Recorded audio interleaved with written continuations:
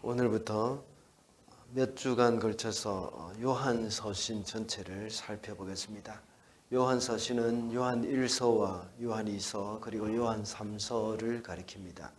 요한서신의 저자는 본문 안에서는 나타나 있지 않습니다. 그러나 초대교회 교부들의 기록을 참고로 할 때 사도 요한이라고 할 수 있습니다. 기록 연대는 사도 요한이 반모섬에서 유배 생활을 끝내고 90년대 중반쯤에 에베소에서 이 서신들을 기록했다고 보고 있습니다.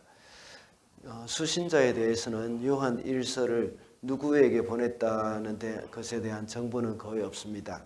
그러나 이 요한 2서에서는 택하심을 입은 부녀와 그의 자녀들이라고 기록해 놓고 있고, 요한 3서는 수신자는 이 가이오라는 그런 분명한 이름이 구체적으로 나와 있습니다. 요한 서신의 기록 배경을 말씀을 드리자면, 요한이 이 서신을 기록한 시기에 이단들이 참 많았습니다. 우리가 초대교회사를 공부하다 보면 대부분이 이단과의 싸움이라고 볼 수 있습니다. 그 정도로 이단들이 많이 나타났던 것입니다. 그 중에 요한 서신에서는 영지주의자들에 대한 그런 내용들이 많이 있습니다. 몇 차례 말씀을 드린 바와 같이 사도 바울의 서신에서는 주로 율법주의자와 싸웠습니다. 그런데 그 외에 요한 서신을 비롯한 공동 서신에서는 주로 영지주의자와 싸움이 있었습니다. 영지주의는 영적인 것과 물질적인 것을 구분해서 영적인 것은 선한 것인 반면에 물질적인 것은 악한 것이라고 생각을 했습니다. 그런 것을 이원론적이라고 말을 하죠. 그래서 영지주의자는 몸으로 행한 일들은 아무리 악한 죄라고 하더라도 아무런 의미가 없다고 말을 합니다. 그래서 실제로 죄를 지어도 상관이 없다는 것을 계속 주장하고 있습니다. 실질적인 삶의 영역에서만 실질적인 삶은 영적인 영역에서만 존재하는 것이기 때문이라고 말을 합니다. 그래서 구원파와 같은 이단은 이런 영지주의의 뿌리를 두고 있는 겁니다. 지금 오늘날 나타나고 있는 모든 이단들은 항상 여기서 갑자기 오늘날 나타난 것이 아니라 항상 그 뿌리가 있습니다. 그것이 바로 초대 교회까지 올라가는 겁니다. 그 중에 하나가 구원파라고 볼 수 있습니다. 그런데 오늘 본문 1절의 말씀에서 사도 요한은 생명의 말씀을 듣고 보고 만졌다고 말하고 있습니다.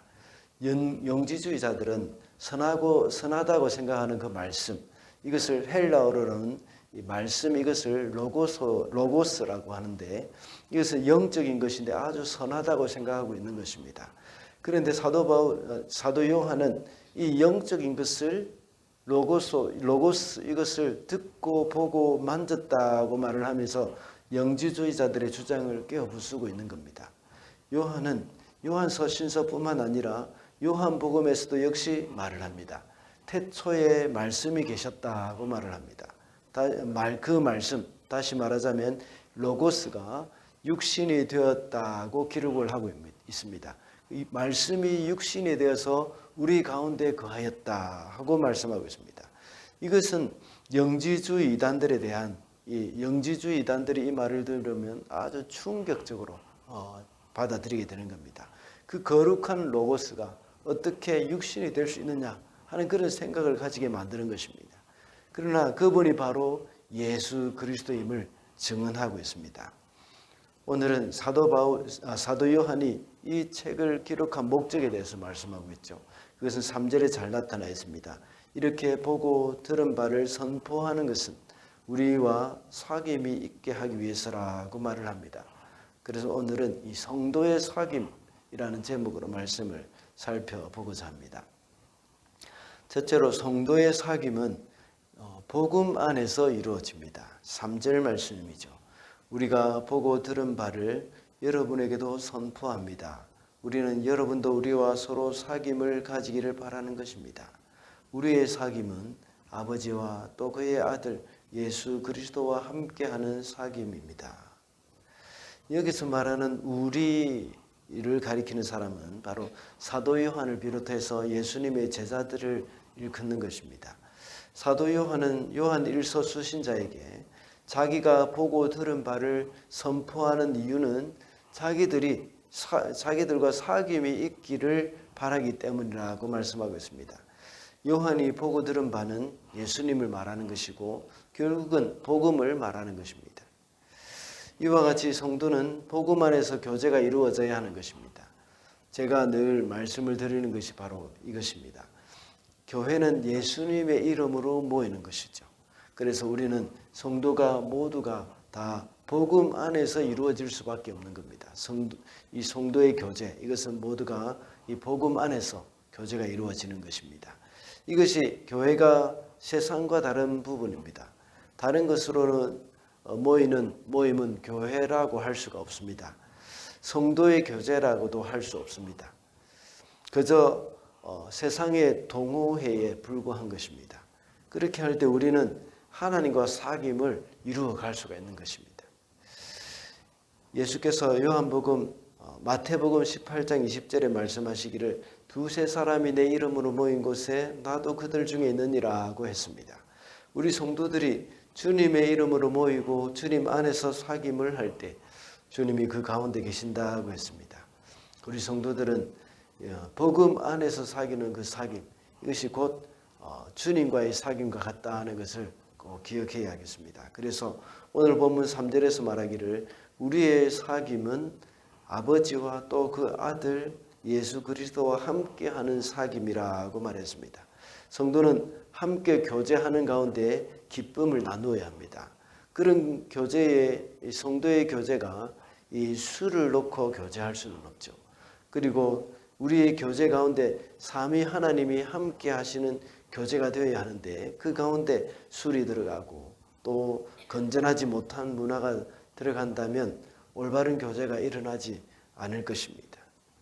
그러므로 성도의 사귐은 복음 안에서 이루어져야 한다는 것을 명심해야 하겠습니다. 둘째로 성도의 사귐은 자신의 연약함을 감추지 않는 것입니다. 9절과 10절입니다. 우리가 우리 죄를 자백하면 하나님은 신실하시고 의로우신 분이셔서 우리 죄를 용서하시고 우리 모든 불의에서 우리를 깨끗하게 해주실 것입니다. 우리가 죄를 지은 일이 없다고 말하면 우리는 하나님을 거짓말쟁이로 만드는 것이며 하나님의 말씀이 우리 속에 있지 아니합니다. 우리가 죄를 자백하는 것은 하나님 앞에서 자백하는 것입니다. 장로 야고보 장로도 야고보서 5장 16절에 보면 이름으로 너희 죄를 서로 고하며 병 낫기를 위하여 서로 기도하라고 했습니다. 우리는 우리의 죄를 하나님께 자백할 뿐만 아니라 공동체 안에서도 서로 고할 필요가 있습니다. 물론 무조건 그렇게 해야 한다는 것은 아닙니다. 그렇지만 공동체 안에서도 우리의 연약함을 드러낼 필요가 있습니다.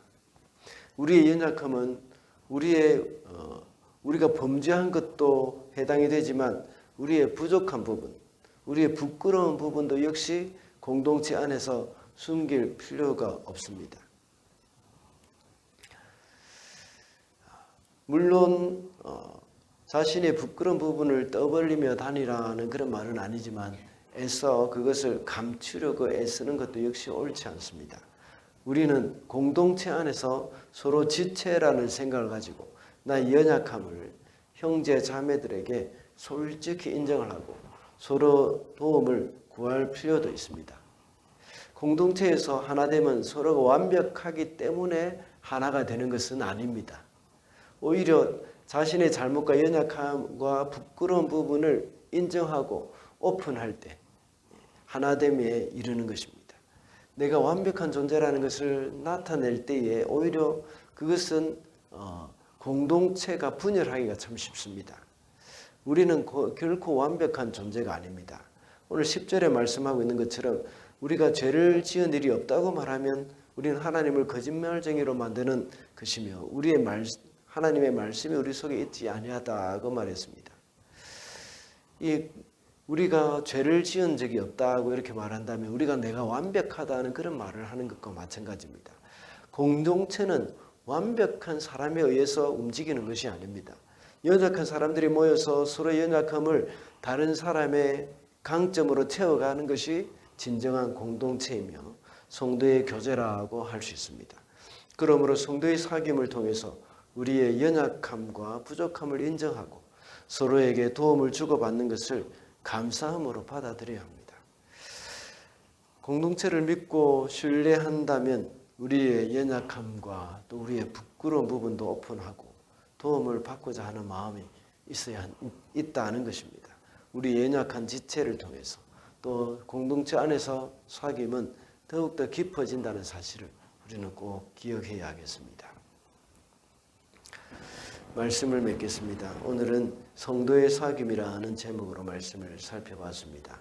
성도의 사귐은 복음 안에서 이루어지고 연약함을 감추지 않는다고 했습니다.